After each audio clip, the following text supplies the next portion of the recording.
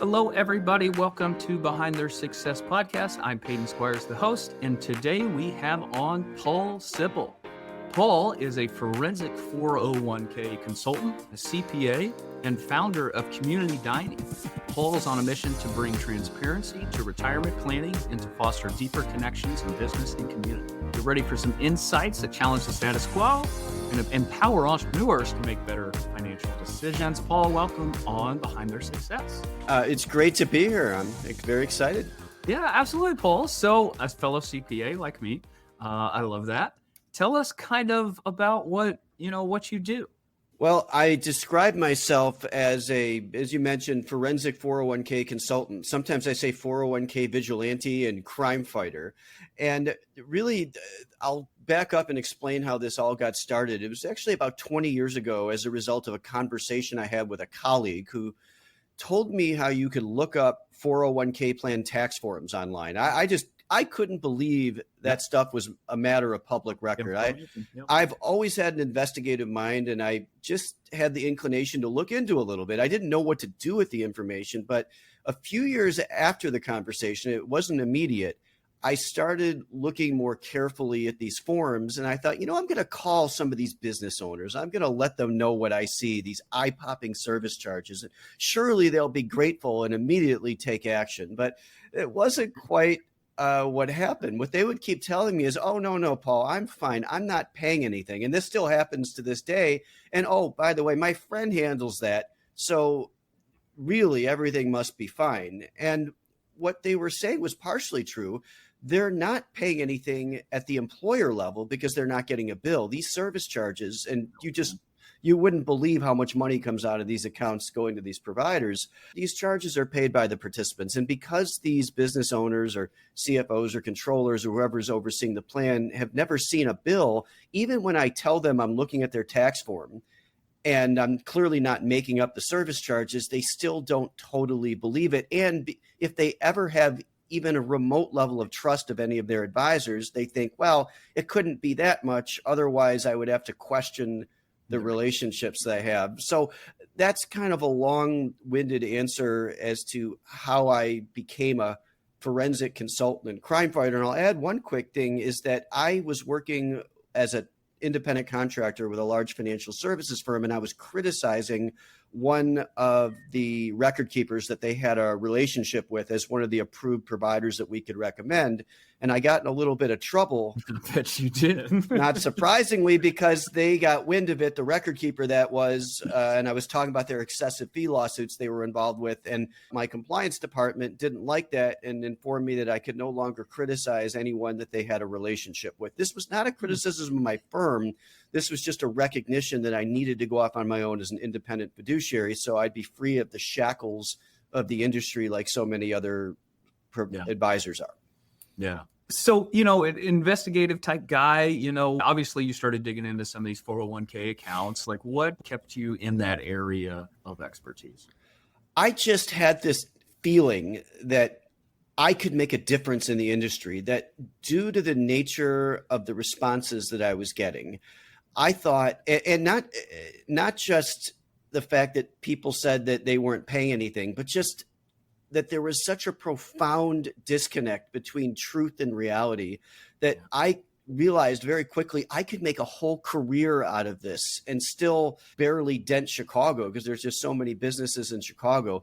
And I really never wanted to be just a run-of-the-mill advisor. I always wanted to do something different, to really kind of make a dent in the industry, maybe move the needle in some way. And I mean, we all want to build a nice practice, but I never just wanted to do something ordinary. And I've also, always had an investigative mind and always been one that describes myself as a pursuer of truth. And it just seemed to fit my values and who I was. And I thought, wow, it'd be really cool to have a career that's really in line with what I believe. And, not everybody could say that. Yeah. And like you said, my experience, RIA myself, it's some of the fees and stuff that are charged and excessive fees that you talk about that are coming along with very little service or very little advice is fairly common practice. And like you said, it's not uncommon to see fees that are just, when you actually do the math and do the compounding out, how ridiculous a lot of that stuff is. Oh, yeah, absolutely. And I like to use Milton Friedman as an example. I'm really into economics and Yeah. finance, and I like to read a lot. He talked about, he's a fairly well-known economist. You might be Herbert familiar with him. Chicago. Some of your listeners, I'm sure, are too. And he talks about the 4 ways to spend money. And I thought this was fascinating in terms of its application to the retirement industry. You can spend your own money on yourself, your own money on someone else's money on yourself, or someone else's money on someone else. And the fourth quadrant, the latter, is where you don't economize and you don't seek the highest value. And that's exactly the way the 401k plan industry is set up. Oftentimes it's an HR director, controller, or CFO that's overseeing the provider relationships. And while they have some money in the plan and they're subjected to some fees, the vast majority of the fees are passed on to other participants. So I think it actually creates a moral hazard. And if people would just realize that the employer can actually pay the fees, I think the whole industry would change overnight, because you're much more naturally to scrutinize costs if you actually have to physically write a check. Yeah, you're right. I mean, there's some misaligned incentives there, right, between the owners of the business, the relationship maybe with the advisor, and then maybe all the underlying employees. And yeah, you could definitely see how that could go sideways. Yeah, for sure. So can you give us an example of like a story, a classic story of like this, and where you uncovered something like this? I'll use a law firm as an example. And the reason I want to use a law firm is because there's something unique about law firms that doesn't apply to a lot of the other professional services or other firms. It might be other professional services firms. First is that law firms especially should be paying at the employer level, because the vast majority of the fees are paid by the owners, the partners, because they have the biggest balances. Those who have the largest balances in a 401k plan are paying the vast majority of the fees, which are primarily and wrongfully asset-based. Law firms, like other professional service firms, don't, smaller ones anyway, don't have a lot of participants, but have a ton of money, a ton of contributions amongst the employer and the employees, which continues to push up the account balance. So a lot of them have, several $1 million, 4 or 5 million or more in total assets with only 20 or 30 people. But other firms have maybe $1 million with 20 or 30 people. It's the same amount of work, regardless of how much money is in the plan. Yet the plans with more money get charged far more for advisory, administration, record keeping, and custodial fees. But here's something more interesting, is that the fees paid by the participants, which is almost all the fees in most cases, are not tax deductible. And even if they were, nobody sees the fees anyway, so you wouldn't even know to deduct something that you can't see. But fees paid at the employer level are deductible like any other business expense. And again, the partners, the owners, are paying the largest share of the vast majority of those fees anyway. So they might as well pay at the firm level with tax deductible dollars, eliminate the fees for everyone else, so there's no possible claim of liability for any participant getting charged excessive fees. And it would be more attractive as a recruiting tool, where your 401k plan would be more competitive than just about any other small business in terms of the fees. And also, the American Bar Association has a retirement funds program. It's a 401k plan called the American Bar Association's Retirement Funds Program. If you set up what's called a self-directed brokerage account, which, by the way, has no annual fees, they just waive the annual fee, you can eliminate almost all of the record keeping, administration, and custodial fees. And you can force the financial advisor to come to an individual agreement with each separate participant in order to get paid, or charge the firm at the firm level. Because the way these 401k plans work, including law firms, is that financial advisors will automatically get paid a percentage out of everyone's accounts, whether or not the participants use the advisor. And in many cases, over 90% of the participants have no interaction with the advisor whatsoever. I have no affiliation with this program. I don't make any money off of it.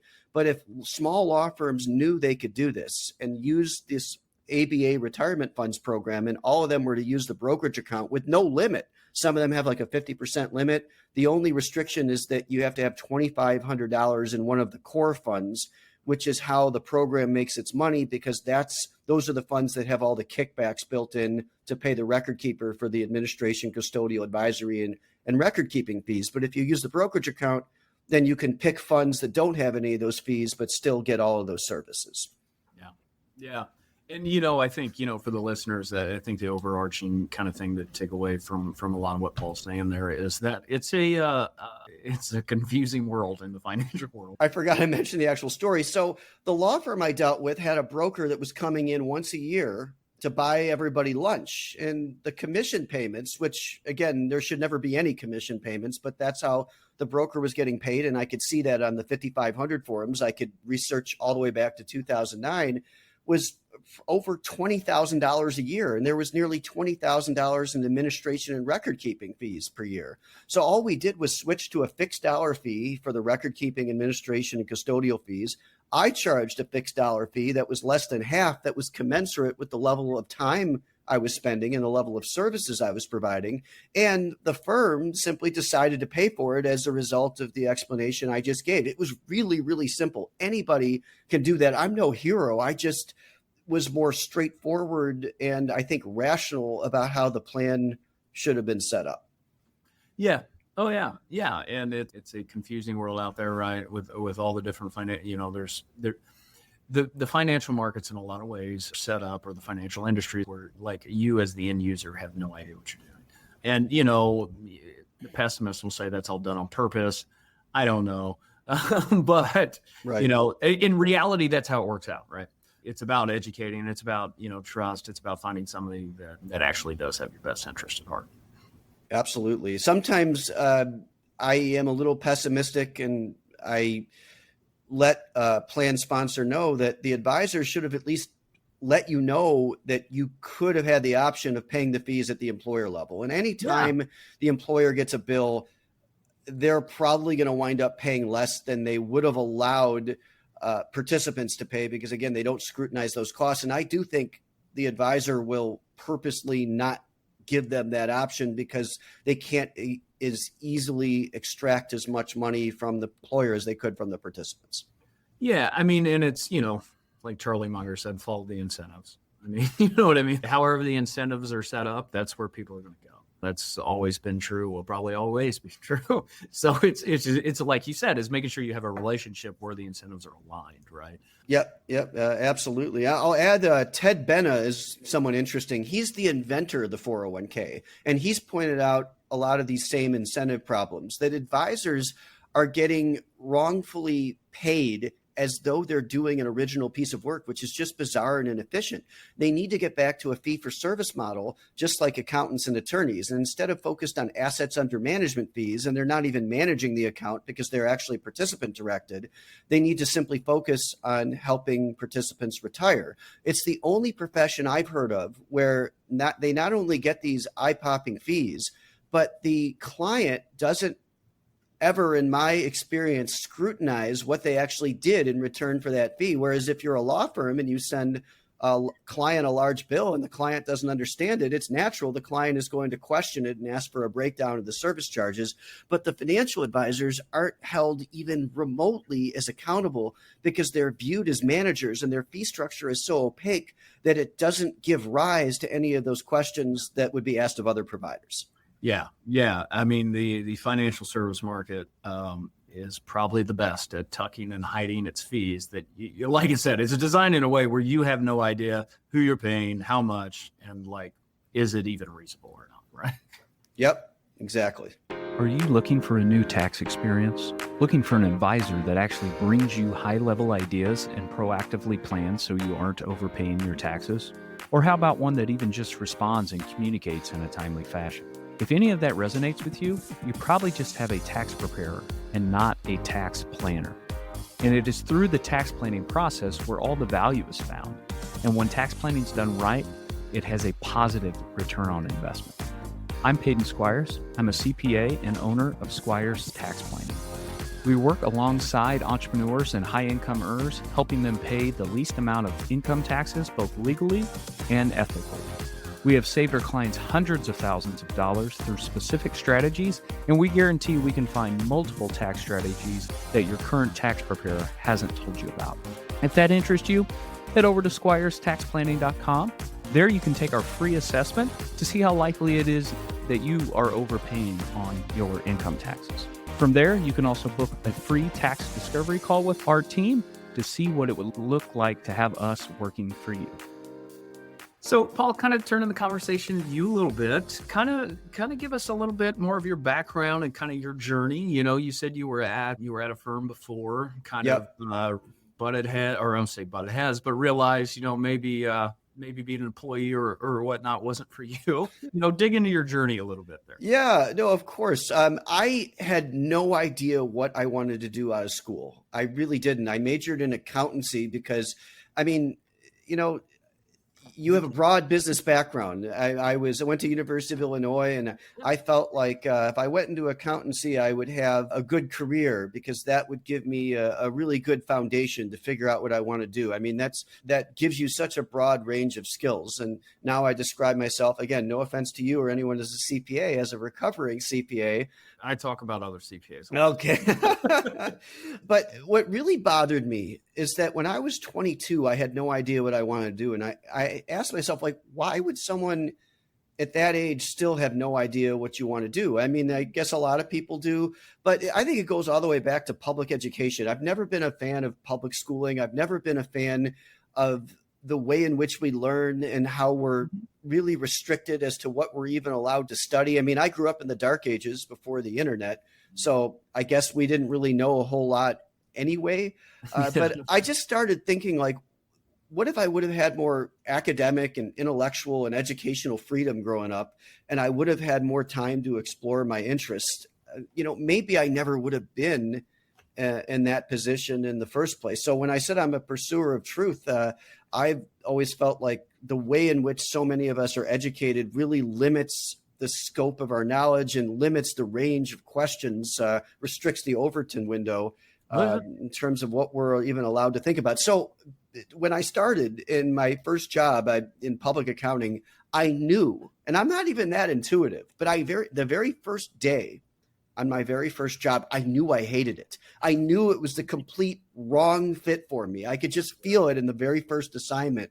I thought, what on earth was I doing? I spent years preparing for this, thinking this was a good idea. And yet, in 2 seconds, I knew it was wrong. I don't know, have you ever felt like that in a job? I felt that pretty much in every job I had. Yeah. From the outside, you may not have seen that or whatever. Like anybody who said I was I performed, but no, I hated it. And you're right. Paul, you talk about the education system and whatnot. And I generally agree with, everything you say there. I'm a huge proponent of self-education. I think that's, unbelievably more valuable than any formal education that you could really ever get, because you're actually diving in and pursuing into things that interest you, and you're actually developing, something to, a further degree.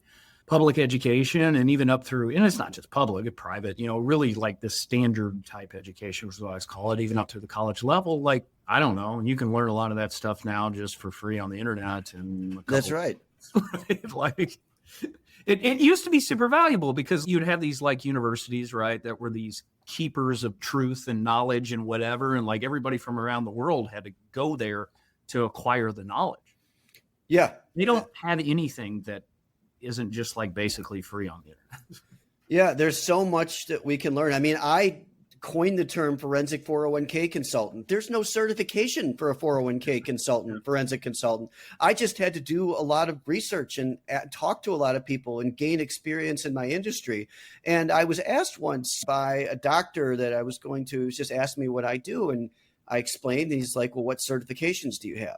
And I thought that was a very interesting question. This is nothing against someone being a doctor and asking for credentials, because, how else do we assess someone's expertise but to look at credentials? And it makes me think it was a debate I was listening. It was I'm not personally getting political here, but it was a political debate between two gentlemen. And one of them, asked him, kind of questioned his knowledge. He hadn't formally studied the issue. And I think it bothered a lot of people, because I think anyone can learn anything in any way if they really dedicate their time and their energy to it. You don't necessarily have to be formally educated to learn. And sometimes formal education as I mentioned earlier, can be very limiting. So the only reason I know what I know is just because I was immersed in the subject and I was genuinely interested. No certification would have ever given me this knowledge. Yeah. Yeah. As a guy that has a bunch of certifications, I 100% agree with you, right? Yeah. And I have them too. And like, they're great and all. I had this conversation with somebody here as well, where it's like, they're pursuing a certification. They're wondering like, is this thing worth it or not? And my conversation got down to where it's like, hey, do I think, the studying for this exam and the passing of this exam is really going to teach you anything for your like daily role? No, not really. Right. But the reality of the situation is that the perception of those credentials, right, certainly does have a real economic value from the client standpoint. So we got really kind of deep in that philosophical argument there. Yeah. But, I'm right there with you where it's just like, yeah, I don't care about degrees or certifications or whatever. It's like, what do you know? What do you know? What do you not know? Certifications can be handy for, like you said, filtering maybe for experts to a degree, but man, I know a lot of people's certifications that I wouldn't work with. Yeah. And yet I'm still proud to put the letters CPA after my, you earned my that. name. You earned it, right? It wasn't easy. And there was one client I had that I asked him why he decided to work with me. I thought he thought I was real smart or something, or he was really impressed with me. He's like, Paul, the other people I interviewed, they didn't have their CPA.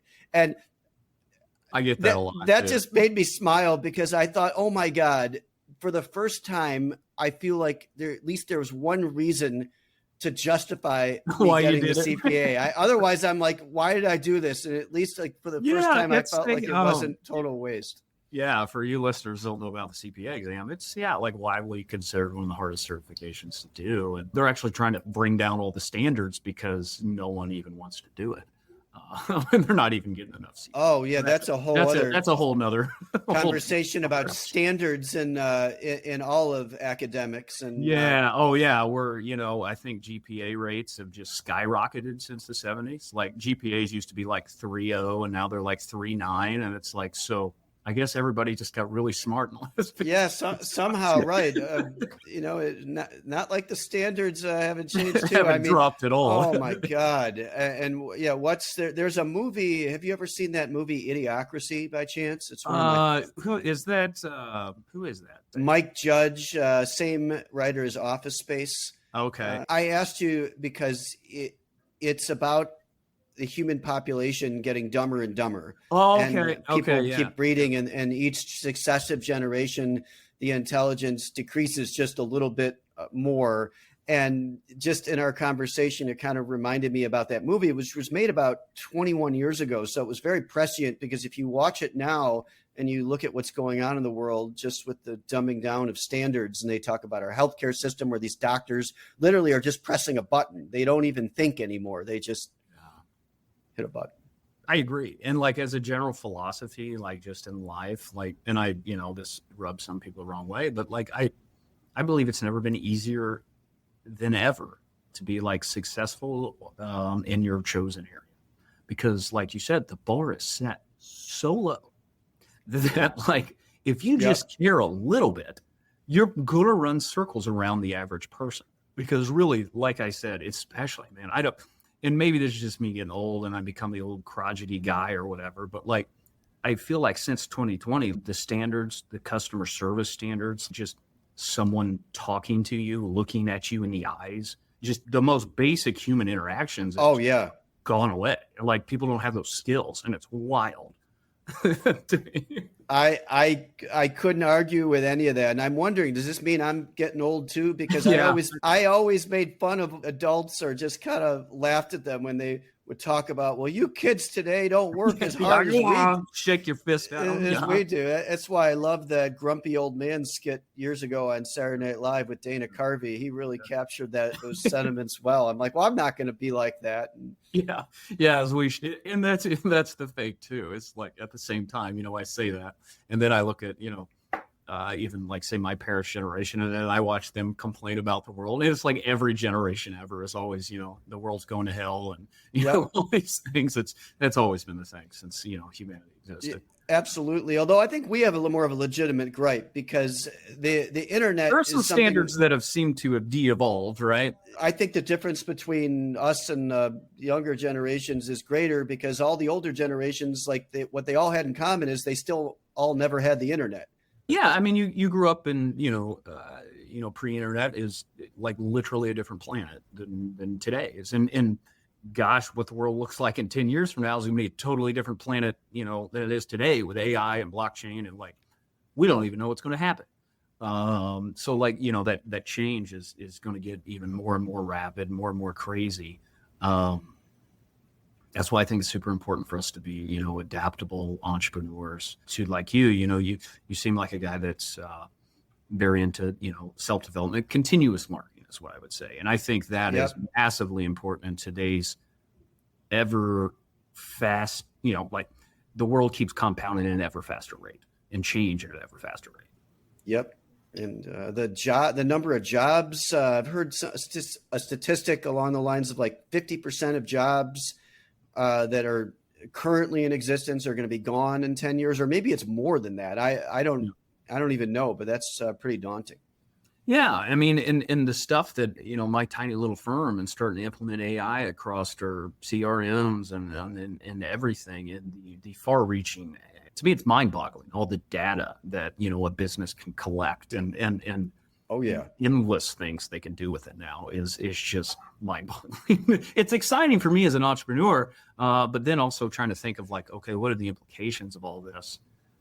That's where my brain kind of breaks, and we don't know how this is going to play out. Oh yeah, it's overwhelming. I started using ChatGPT and other forms of AI, and the ability to synthesize massive amounts of data within seconds is it's just impressive. Bonkers. So I'm gonna make an admission right now, Paul. I didn't write your intro to this podcast. Perplexity AI did. And to be fully honest with the listeners here, I use it all the time for research on guests, right? And it's really great because when guests are coming on the show like Paul, it's like I collect some information.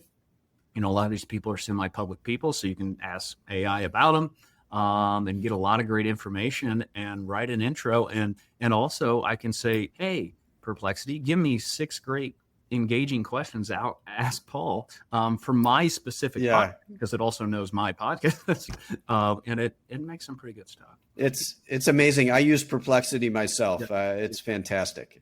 Yeah.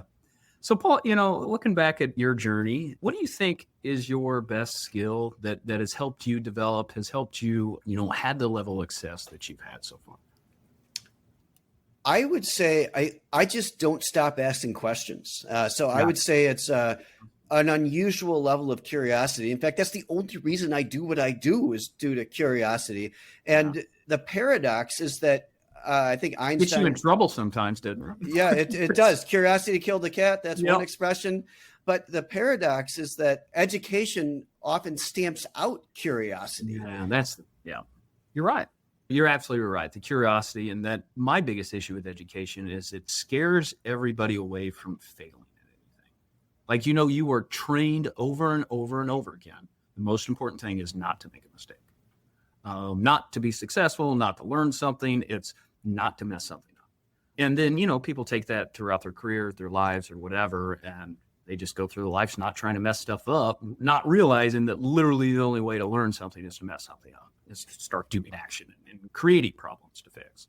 Yeah, it reminds me of a quote: the ultimate result of shielding people from the effects of folly is a world filled with fools. Who was that? Who dropped it? Was that Milton Friedman? I don't think it was Milton Friedman. Okay. It might have been, I don't even. Brian, something like that. Maybe. I'll have to Google it. I remember the quote more. Yeah, no, that's a great one to keep in your heart right there.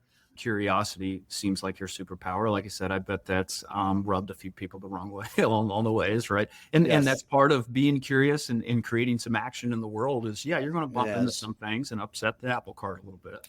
And just know that's part of doing anything that has any effect in the world. You're going to upset people. But when you were younger, maybe you were a little more, I don't want to say brash, but how has that style changed throughout your career from a leadership standpoint, or have you evolved in that area at all? Yeah, that's a very good question. I would say I'm just as much so, if you might say, brash as I was